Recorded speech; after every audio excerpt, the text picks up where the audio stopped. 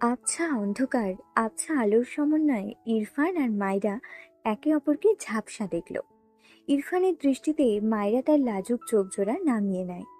ইরফান সূক্ষ্ম হাসল। মায়রা নড়াচড়া করল না। ইরফান বিচলিত হয়। মায়রার মাথা উঠাতে চায়, মায়রা মাথা উঠায় না। ইরফান বিচলিত কণ্ঠে বলে, what happened? Are you okay? Don't cry. Maira চোখ তুলে তাকায় ইরফানের দিকে। এরপর চোখ বুজল। ইরফান তীক্ষ্ণ চোখে তাকিয়ে দেখল মায়রাকে। গালের সাথে পানি লেপ্টে রয়েছে। ইরফান ডান হাতে মায়রার ভেজা গাল মুছে দেয়। দ্বিতীয়বার ইরফান হাত বাড়ালে মায়রা বাঁ হাতে ইরফানের হাত ছাড়া দেয়। ইরফান তবদা খেয়ে যায়। চোখ নামিয়ে বলে, স্টুপিড, কি প্রবলেম? মায়ের একটুখানি উঁচিয়ে কান্নামাখা গলায় বলে, আপনি হার্টলেস। দুদিন পর পর আমাকে ভুলে যান, পাষাণ লোক। ইরফান তীক্ষ্ণ দৃষ্টিতে তাকিয়ে মায়রার কথা শুনল। মায়রার চোখ থেকে আবারও পানি গড়িয়ে পড়ে। ইরফান মায়রাকে টেনে মায়রাকে তার মুখোমুখি করে ঠান্ডা গলায় বলে, কান্নার কারণ এটাই? মায়রা পিটপিট করে তাকায় ইরফানের দিকে। ইরফান তাকে অ্যাভয়েড করে বলে সে কাঁদছে। ইরফান ব্যাপারটা ধরতে পেরেছে বুঝতে পেরে মায়রা দ্রুত চোখ খিচিয়ে নিয়ে বলে, আমি বাড়ি যাব। ইরফান গম্ভীর মুখে মায়রার মুখ পানে চেয়ে রইল খানিক। মৃদুস্বরে বলে, you are really a stupid girl, that's why I don't like you. ইরফানের কথাটা শুনেই মায়রা চোখ মেলে তাকায়। ইরফান মায়রার দিকে চেয়ে মায়রা ফোঁস করতে করতে একদম ইরফানের মতো করে বলে, আই হেট ইউ মিস্টার। ইরফানের চোয়াল ঝুলে যায়। বিস্ময় দৃষ্টিতে তাকায় মায়রার পানে। মায়রা মিটিমিটি হাসলো ইরফানের রিয়াকশন দেখে। শুধু খাবার টেবিলে বসে কারোর সাথে ফোনে কথা বলছিল। ত্রিনা বেগম সামিয়াকে বললেন শুধুকে খাবার বেড়ে দিতে। সামিয়া মাথা নাড়িয়ে বলে, তুমি দাও ত্রিনা আম্মা। ত্রিনা বেগম বিরক্ত হয়ে বলে, কি সমস্যা তোর? দুদিন পর ওর ঘরে গিয়ে বসে থাকবি, এখন 2 মিনিটের জন্য সামনে যেতে পারছিস না? যা খেতে দে, আমার ছেলেকে অপেক্ষা করছে। আমার শরীরটা ভালো লাগছে না। সামিয়া ঢোক গিলল। মেয়েটা ভীষণ লাজুক স্বভাবের। ত্রিনা বেগম তার ঘরের দিকে যেতে যেতে বলেন, খাবার দে যা, আর একবার দোনোমনা করলে থাপ্পড় খাবি। ত্রিনা বেগমের শাসনে মেয়েটি চুপসে যায়। আর চোখে একবার শুদ্ধর দিকে তাকালো। শুদ্ধ হাসতে হাসতে কার সাথে কথা বলছে, মাথা নিচু তার, তবে একটু পর পর গা দুলিয়ে হাসছে। সামিয়া বেশ কিছুক্ষণ শুদ্ধর দিকে তাকিয়ে রইল। শুদ্ধর কিছু কথা কানে আসে। ওই, না না না প্লিজ। কথাটা শুনেই সামিয়া ফিক করে হেসে দিল। শুদ্ধ হাসির শব্দ পেয়ে মাথা তুলে তাকায়। সামিয়াকে তার দিকে চেয়ে হাসতে দেখে ভুরু কুঁচকে নিল। এরপর চোখ সরিয়ে আবারও কথা বলায় ব্যস্ত হয়। শুদ্ধ তাকানোর সাথে সাথেই সামিয়া চোখ সরিয়ে নিয়েছিল। মেয়েটি লজ্জা পেয়েছে। শুদ্ধর কথা বলা শেষ করে গা টানা দিয়ে তার মাকে ডাকলে সামিয়া এগিয়ে এসে বলে, আপনার আম্মা আমাকে খাবার দিতে বলেছে, তার শরীর ভালো না। শুদ্ধ সামিয়ার দিকে একবার তাকালো। এরপর কিছু না বলেই চেয়ার থেকে উঠে তার মায়ের ঘরের দিকে যায়। সামিয়া বোকা চোখে শুদ্ধর প্রস্থান দেখল। ত্রিনা বেগম ওই কথাটা যে কথার কথা তাকে বলেছিল, যেন সে শুদ্ধকে খেতে দেয়, এটা সামিয়া বুঝেছিল, কিন্তু মুখ ফসকে শুদ্ধকে বলে দিয়েছে। শুদ্ধ তার মায়ের পাশে বসে জিজ্ঞেস করে, মা, কি হয়েছে তোমার? ত্রিনা বেগম ছেলের কণ্ঠে চোখ মেলে তাকায়। ছেলের চিন্তিত মুখখানা দেখে বলেন, কিছু হয়নি তো আমার, তোর কি হয়েছে? শুদ্ধ চোখ ছোট ছোট করে তাকিয়ে বলে, ওই মেয়েটা যে বলল তুমি অসুস্থ। ত্রিনা বেগম কপাল চাপড়ালেন। এই সামিয়াকে নিয়ে আর পারে না। শুদ্ধর মুখে হাত বুলিয়ে বলে, আমার কিছু হয়নি বাবা, ঘুম পেয়েছে আমার, তুই খেয়ে নে, দুপুরেও তো বাইরে কি খাস না খাস। শুধু তার মাকে দেখে বুঝলো আসলেই তার মা সুস্থ। তাই এর কথা না বাড়িয়ে ঘরের লাইট নিভিয়ে দরজা ভিড়িয়ে বাইরে চলে গেল। শুদ্ধ সামিয়ার দিকে চেয়ে গম্ভীর গলায় বলে, আমার মায়ের অসুস্থতা নিয়ে মশকরা করছো? আর একদিন এমন দেখলে থাপ্পড় দিয়ে বয়রা বানিয়ে দিব বলে দিলাম। সামিয়া মাথা নিচু করে রাখে। সে তো মিথ্যা বলেনি, কিন্তু ত্রিনা বেগমের বলা কথাটা মিথ্যে জেনেও ভুল করে শুদ্ধকে বলে ফেলেছে। মিনমিন করে বলে, জি দুঃখিত। শুদ্ধ নিজে নিজেই টেবিলের উপর রাখা খাবার তার প্লেটে বেড়ে নেয়। সামিয়া এগিয়ে এসে বলে, আপনি বসুন, আমি দিচ্ছি।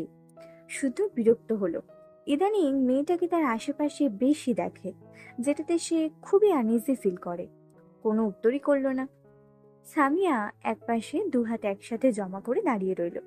শুদ্ধ তার মতো চুপচাপ খেয়ে বেসিনে হাত ধুয়ে নিল।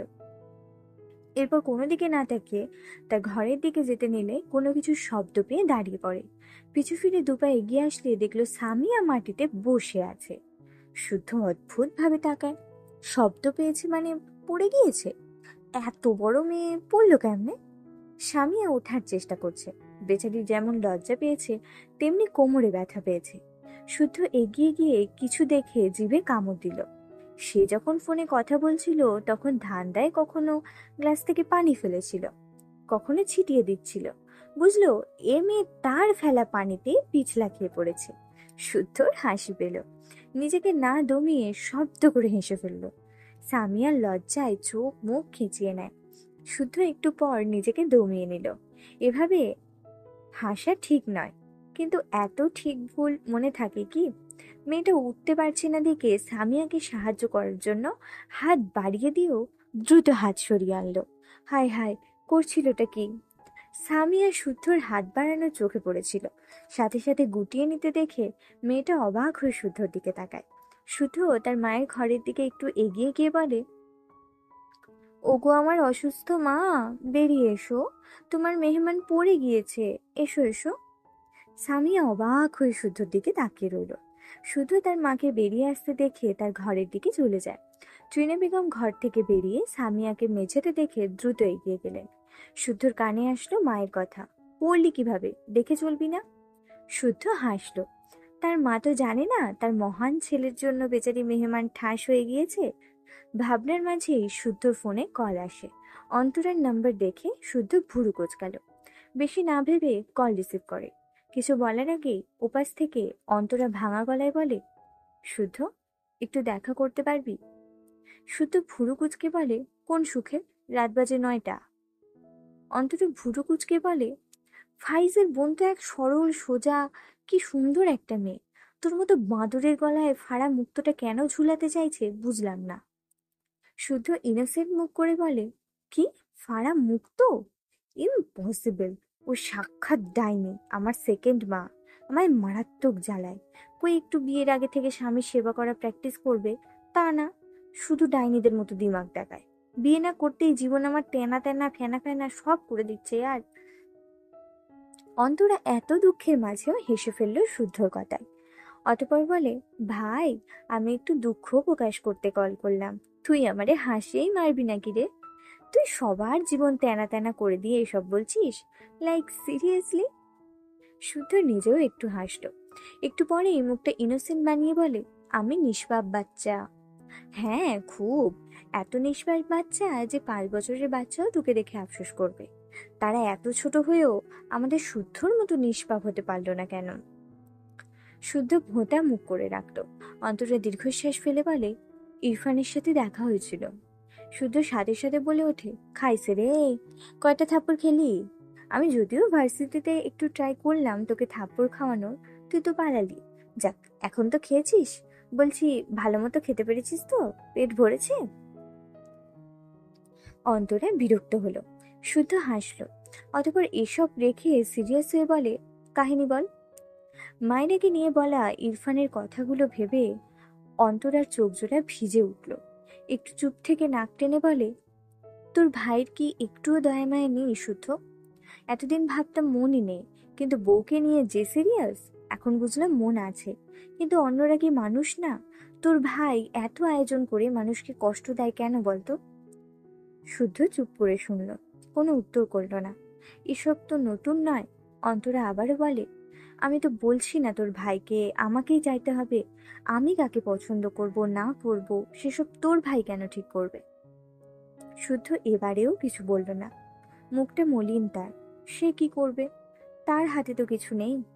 অন্তরা ডান হাতে চোখের পানি মুছে বলে, আমার ওই মাইরাকে খুন করতে ইচ্ছা করতে শুদ্ধ। আমি এতদিন ভাবতাম ইরফান হয়তো আমাকে না মানলেও কাউকে চাইবে না। এটা ভেবে একটু হলেও শান্তি পেতাম যে ও আমার না হলেও অন্য কারোর তো না। কিন্তু ও কিভাবে কাউকে নিয়ে এত ডেসপারেট হতে পারে? ওকে মাইরাকে নিয়ে এত ডেসপারেট হতে দেখে আমার দম বন্ধ লাগছে। মেয়েটা আমার ছোট বোনের চেয়েও অনেক ছোট, কিন্তু আমি জাস্ট ওকে সহ্য করতে পারছি না। শুধু ভুরু কুচকে বলে, ভার্সিটির কিছু এখানে রিপিট করিস না। তোর সব ইচ্ছেই মনে চেপে রাখ। ইরফান মাইরার ব্যাপারে ভীষণ সিরিয়াস, আর ও যে কেমন সেটা তোকে নতুন করে চেনাতে হবে না আমার। এসব রেখে একটা ঘুমের ওষুধ খেয়ে কড়া ঘুম দে। অন্তরের চোখ থেকে টুপটুপ করে পানি গড়িয়ে পড়ে।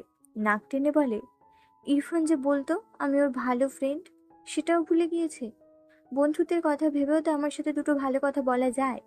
বন্ধুত্ব ভেঙে গেলে মানুষের একটু হলেও তো কষ্ট হয়, ইরফানের হয় না। ও এমন কেন? শুদ্ধ বেশ কিছুক্ষণ চুপ থাকে, এরপর চাপা শ্বাস ফেলে বলে, ও নিজেকে এক্সপ্লেন করতে পারে না। তোদের মাঝে ঝামেলা হওয়ার পর ওর ডিস্টার্ব থাকার ব্যাপারটা আমি খেয়াল করেছি। ছোট থেকে একসাথে আছি, একটু একটু নিজে থেকে যা বুঝেছি আর কি। ও তো মুখে বলার মানুষ নয়। সব জেনেও এসব বলছিস কেন? অন্তরা নীরবে কাঁদল। এরপর বলে, ইরফানকে আমার সাথে বন্ধু হয়ে কথা বলতে বলবি শুদ্ধ। আমি শুধু চাই ও আমার সাথে দুটো কথা বলুক, আমাকে ক্ষমা করুক। শুধু মৃদুস্বরে বলে, বলবো। কান্না থামা। তোর বৌমাকে একটু শেখাতো কিভাবে স্বামী সেবা করতে হয়। অন্তরা নাক টেনে বলে, বিয়ে কবে করবি? শুদ্ধ একটু আনমনা হয়ে বলে, মাকে কিভাবে ম্যানেজ করব সেটাই ভাবছি। বলবো তো অবশ্যই, একটু টাইম নিচ্ছি। প্যারা নাই, মা আমার বহুত বালা, ছেলের পছন্দ ফিরাবে না। কিন্তু মাকে কষ্ট দিতে একটু ভয় লাগে রে। অন্তরা মুখ বাঁকিয়ে বলে, তাহলে ফারাকে ভুলে যা। শুদ্ধ চেঁচিয়ে ওঠে, ইম্পসিবল। মা আর ফারা দুজনেই আমার ঘরে থাকবে।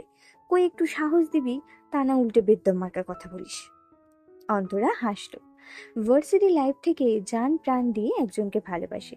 তাদের ফ্রেন্ড সার্কেলের মাঝে নাসিম আর অন্তরা এই কথা জানতো। ফাইজকে জানায়নি, ফাইজের বোন ফারা এজন্য। শুধু সবসময় তাকে আর নাসিমকে বলতো সে মধ্যবিত্ত, তার জন্য ফারা নয়। কিন্তু যখন শুদ্ধ সেটেল হয়, সে নিজেই ফাইজকে বলেছিল। ইরফানকে বলতে গিয়েছিল, ইরফানের অ্যান্সার ছিল, আই নো এভরিথিং। শুদ্ধর মাথায় হাত। শুদ্ধ ইরফানের কথাগুলো ভেবে বিড়বিড় করে, শালা বর বউ দুটোই সিসিটিভি। ইরফান তার বাবাকে কল করে বলে দিয়েছে মাইরা তার সাথেই আছে। ইরফান মাইরাকে নিয়ে একটা শপিং মলে যায়। মাইরার হাত তার হাতের মুঠোয় রেখে চারপাশে চোখ বুলিয়ে একটা গ্রিন কালারের জামা চুজ করলো। এরপর জামাটি নিয়ে মাইরার সামনে নিয়ে ট্রায়াল রুমে যেতে বলে। মাইরা এসব জায়গায় কখনো আসেনি, কেমন যেন অস্বস্তি লাগছে তার। আমতা আমতা করে বলে, আমি বাইরে চেঞ্জ করতে যাই না। ইরফান ভুরু কুচকে তাকায়, মৃদুস্বরে বলে, ভাই। মায়েরা কি বলবে বুঝতে পারে না, মিনমিন করে বলে, বাড়ি চলো। ইরফান গলা নামিয়ে বলে, ওকে, গাড়িতে যাও। মায়েরা চোখ বড় বড় করে তাকায়। ইরফানের হাত থেকে জামা কেড়ে নিয়ে দ্রুত ট্রায়াল রুমের দিকে যায়। ইরফান দুহাত প্যান্টের পকেটে রেখে মায়েরার দিকে তাকিয়ে ঠোঁট বাঁকিয়ে সূক্ষ্ম হাসে। কিছুক্ষণের মাঝে মাইরা জামাটা গায়ে জড়িয়ে ট্রায়াল রুম থেকে বেরিয়ে আসে। হাঁটুর নিচ পর্যন্ত গ্রিন কালারের গোল জামা, সেম কালারের একটা চুড়ি পাজামা, সাথে ওড়না মাথায় দেওয়া। মায়েরা ধীর পায়ে এগিয়ে আসে ইরফানের দিকে, মাথা নিচু তার। মায়েরার পায়ে কিছুক্ষণ আগে ইরফানের কিনে দেওয়া একজোড়া ব্ল্যাক কালার জুতো। ইরফান মাইরার আলতো পায়ে হেঁটে আসা গভীর মনোযোগ দিয়ে দেখে। তার মনে হলো মেঝে ব্যথা পাবে, এজন্য মায়েরা এত আলতোভাবে মেঝেতে পা ফেলছে। ব্যাপারটা বিরক্ত নয়, বরং ভালো লাগা কাজ করলো। দৃষ্টি ওপরের দিকে তুলে তাকায়। মাথা নিচু করে তার দিকে এগিয়ে আসছে মেয়েটি।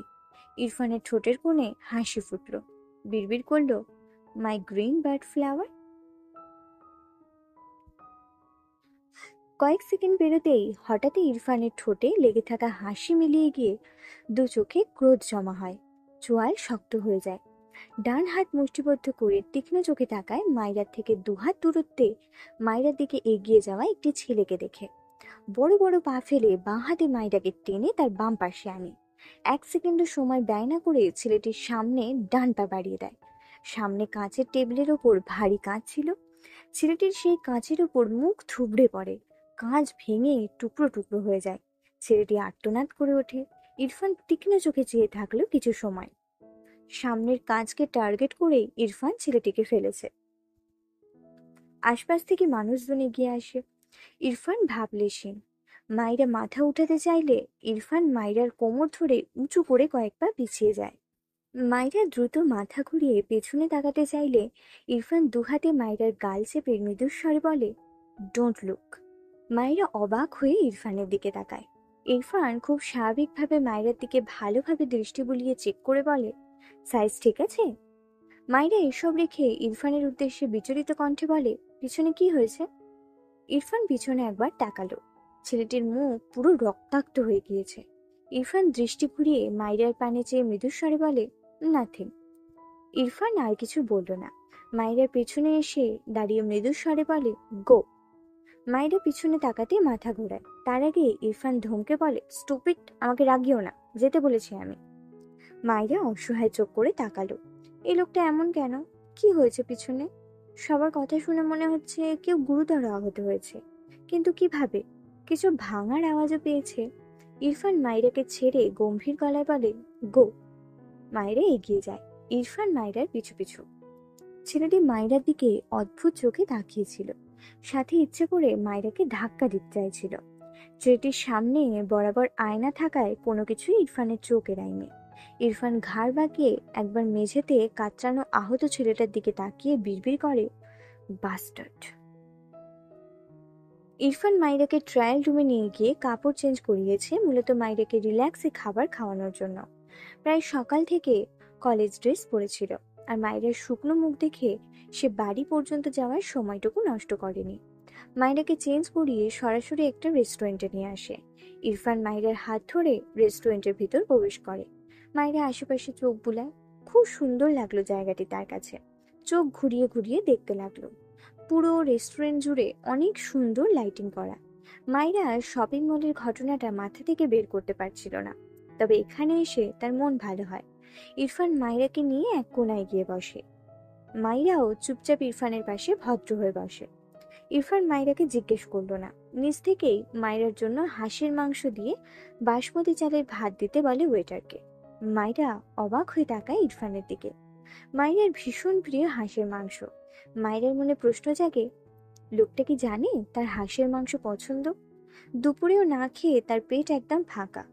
এই খাবারটা ওই যে একদিন ইরফান তাকে গাড়িতে এনে দিয়েছিল, এরপর আর খাওয়া হয়নি। মেয়েটির মুখে হাসি ফুটে ওঠে। ইরফান কারোর সাথে কলে কথা বলছে। মায়ের হঠাৎই ঠান্ডা লাগে। এখানে এসি দেওয়া, এসিতে মায়েরা বেশিক্ষণ থাকতে পারে না। মেয়েটা দুহাতে নিজেকে গুটিয়ে নেয়। উপায় না পেয়ে মাথা নিচু করে গপাগপ খেয়ে নেয়। আশেপাশে আর তাকায়নি। একটা গান শোনা। শুদ্ধর কথায় ইরফান বিরক্ত হলো। সে এক মনে ফোন স্ক্রল করছে। শুদ্ধ হতাশ কণ্ঠে নাসিমের উদ্দেশ্যে বলে, আজ আমার কাকের গলা মানুষের কোকিলের গলা, তাই আর আমায় দাম দিচ্ছে না কেউ। নাসিম হাসলো শুদ্ধর কথায়। তাদের ফ্রেন্ড সার্কেলের মাঝে ইরফান আর অন্তরার গানের গলা অনেক ভালো, তবে ইরফানের গানের গলা একেবারে মারাত্মক ভালো বলা যায়। কিন্তু এই ইরফানটার হাতে পায়ে ধরেও একটা গান শোনাতে পারে না তারা। নাসিম বেঞ্চের দুপাশে দুপার দিয়ে ইরফানের দিকে চেয়ে বলে, আরে শোনা একটা গান, অনেকদিন পর আবদার করলাম, বন্ধু হই না, শোনা। কোথা থেকে অন্তরা এসে নাসিমের থেকে একটু দূরত্ব রেখে বসে বলে, কি হয়েছে? শুদ্ধ হতাশ কণ্ঠে বলে, আমিও তোদের মতো কোকিল হতে চাই, ইরফানের ভাবার নেওয়া যাচ্ছে না। অন্তরা ইরফানের দিকে আর চোখে চেয়ে হাসে। এরপর হঠাৎই একটা গান গেয়ে ওঠে। ইরফান বোধহয় শুনল না। অন্তরা ইরফানের দিকে চেয়ে মৃদু হেসে গানটা গাইল। সবাই বাহবা দিল। শুদ্ধ এবার ইরফানকে তেল মাখে, ও কোকিল, কোকিল শোনা, একটা গান শোনা, তোকে আমি তুন্দুল বউ কিনে দেবো, 2 লাইন শোনা নে। ইরফান বিরক্ত হলো। দুঃখের বিষয়, ইরফানকে এত তেল দিলেও ইরফান শেষমেশ 2 লাইনও গান গাইল না। সবাই হতাশ হলো। কখনো ইচ্ছে করলে ইরফান একা একাই গায়। শুদ্ধ, ফাইজ কেউ এসে তার পাশে বসলে স্টপ হয়ে যায়। এভাবেই তাদের বেশ কয়েকবার ইরফানের গলায় গান শোনা হয়েছে। সেই দিনের কথাগুলো ভেবে শুদ্ধ দীর্ঘশ্বাস ফেলল। সে ইরফানের বাসায় এসেছে। ইরফানকে অন্তরার কথা বলতেই ইরফান রেগে যায়। শুদ্ধ তাদের ভার্সিটি লাইফের ছোট্ট একটা ভিডিও ওপেন করে দেখায় ইরফানকে। শুদ্ধর এই অভ্যেস আছে, অনেক ভিডিও তার কাছে সেভ আছে। ইরফান কিছু বলল না। শুধু দেখলো তাদের সবার ভার্সিটি লাইফের ছোট্ট ছোট্ট কাহিনীগুলো। শুদ্ধ ফোন পকেটে রেখে বলে, অন্তরের সাথে ফ্রেন্ডশিপটা ঠিক করে নে ইরফান, আগের কথা ভুলে যা। ইরফান বসা থেকে দাঁড়িয়ে যায়, রেগে বলে, ইম্পসিবল। শুদ্ধ অসহায় চোখে চেয়ে বলে, ইরফান, অন্তর আমাদের ফ্রেন্ড, আগে সব ভুলে যা। অন্তরের ফ্রেন্ডশিপ নষ্ট হওয়ার জন্যও কষ্ট পায়। ইরফান চোখ বুজে শ্বাস ফেলে, এরপর শান্ত গলায় বলে, she was like my sister, but সে নিজ হাতে এই রিলেশন ডিস্ট্রয় করে দিয়েছে। কথাটা বলে আর দাঁড়ায় না, শুদ্ধ চুপ করে রইল। ইরফানের কথাটা ভাবলো, কেন যেন প্রাণহীন হাসলো। তার ভীষণ আফসোস হলো, ইরফান বোনের মতো অন্তরাকে হারিয়ে খুব ভালো নেই, অথচ সে ছাপ এই ছেলেটা তার কোথাও এক বন্ধু কেন রাখে না। ইরফান শুদ্ধর ঘর থেকে নিজের ঘরে আসে। মায়েরা বিছানায় এলোমেলো হয়ে ঘুমিয়ে আছে। ইরফান ঘড়িতে একবার সময় দেখল, রাত 11টা। বেশ অনেকক্ষণ মায়েরার মুখ পানে চেয়ে রইল ইরফান। এগিয়ে এসে মায়েরার কাজ ঘেঁষে দাঁড়ায়। মায়েরা নড়ে চড়ে ওঠে। চুলগুলো মুখের ওপর আসায় মায়েরা বিরক্তিতে চোখ মুখ কুঁচকে নেয়। ইরফান একটু ঝুঁকে ডান হাতে মায়েরার অবাধ্য চুলগুলো মুখের ওপর থেকে সরিয়ে দেয়। মায়েরা কলেজে যাওয়ার জন্য বোরখা পরছিল। ইরফান হঠাৎই কোথার থেকে যেন এসে মায়েরার হাত টেনে ধরে। মায়েরা ভুরু কুঁচকে পিছু ফিরে তাকায়। ইরফান মায়েরার হাত থেকে বোরখা নিয়ে ছুঁড়ে ফেলে। মায়েরা বিস্ময় কণ্ঠে বলে, কি করছেন? আমি কলেজ যাব তো। ইরফান গম্ভীর গলায় বলে, ওই কলেজে আর পড়বে না। মায়েরা কি বলবে বুঝে পায় না, অবাক হয়ে বলে, তাহলে কোথায় পড়বো? ইরফান মৃদুস্বরে বলে, নিউ কলেজে। মায়েরা বিরক্ত হয়, এই লোকটা একটা অদ্ভুত প্রাণী, সে এই কলেজেই পড়বে। গতকালকেই কয়েকজনের সাথে একটু একটু বন্ধুত্ব হয়েছে, আর এই লোকটার বান্ধবীটাও কত ভালো, কলেজটাও খুব ভালো। সব মিলিয়ে মায়েরার এই কলেজ ভালো লেগেছে। মায়েরা ইরফানের সামনে থেকে সরে গিয়ে মেঝে থেকে বোরখা তুলে নেয়। ইরফান আবারও মায়েরার হাত থেকে বোরখা কেড়ে নিয়ে চোখ রাঙিয়ে বলে, স্টুপিড, আমায় রাগিও না। একটু থেমে নরম গলায় বলে, ওর চেয়ে ভালো কলেজে তোমায় অ্যাডমিট করিয়ে দিব, ওকে? মাইরা পিটপিট করে ইরফানের দিকে তাকিয়ে বলে, কিন্তু এই কলেজে পড়লে কি হবে? এই কলেজের কিছু পার্সন তোমার প্রপার্টির দিকে নজর দেয়। মাইরা বোকা চোখে তাকায় ইরফানের দিকে, অতঃপর বলে, আপনি কি পাগল? আমার তো সম্পত্তি নেই, কেউ নজর দেবে কিভাবে? কিসব আজগুবি কথাবার্তা। ইরফান বিরক্ত চোখে মাইরার দিকে তাকায়।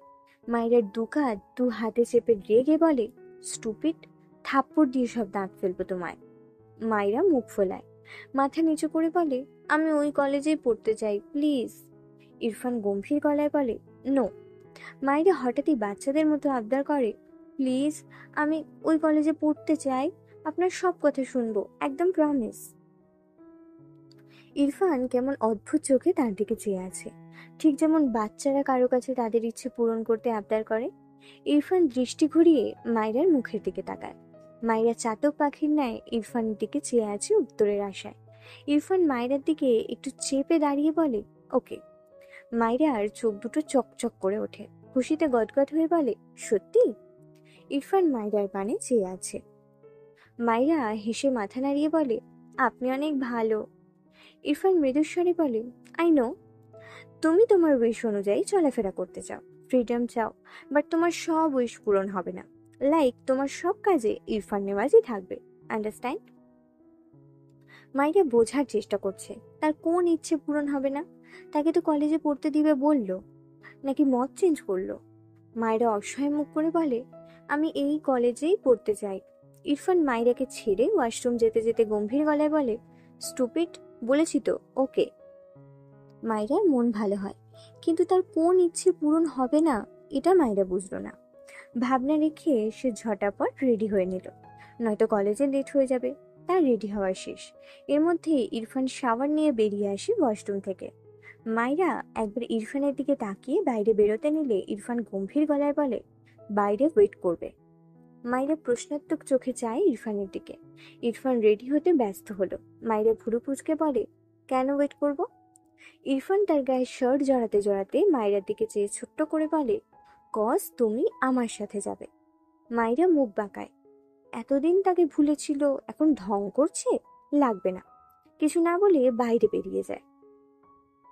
ইরফান রেডি হয়ে নিচে নামলো। আশেপাশে চোখ বুলিয়ে মাইরাকে না দেখে ভুরু কুচকে তাকালো। রুমা নেওয়াজ ইরফানকে খেতে বসতে বলে। ইরফান তার মায়ের উদ্দেশ্যে বলে, ও কোথায়? রুমা নেওয়াজ ছেলের দিকে তাকিয়ে রইল খানিক। ইরফান যে মাইরার কথা জিজ্ঞেস করছে তিনি বুঝেছেন। অনেকদিন হলো তো মাইরাকে কলেজ নিয়ে যায় না। তা নিয়ে তারিক নেওয়াজ খুব বিরক্ত ছিল ইরফানের ওপর। আর গতকাল যা ঘটলো, এরপর তারিক নেওয়াজ অনেক বেশি রেগে আছে ইরফানের ওপর। ইরফান তার মায়ের দিকে চেয়ে আছে উত্তরের আশায়।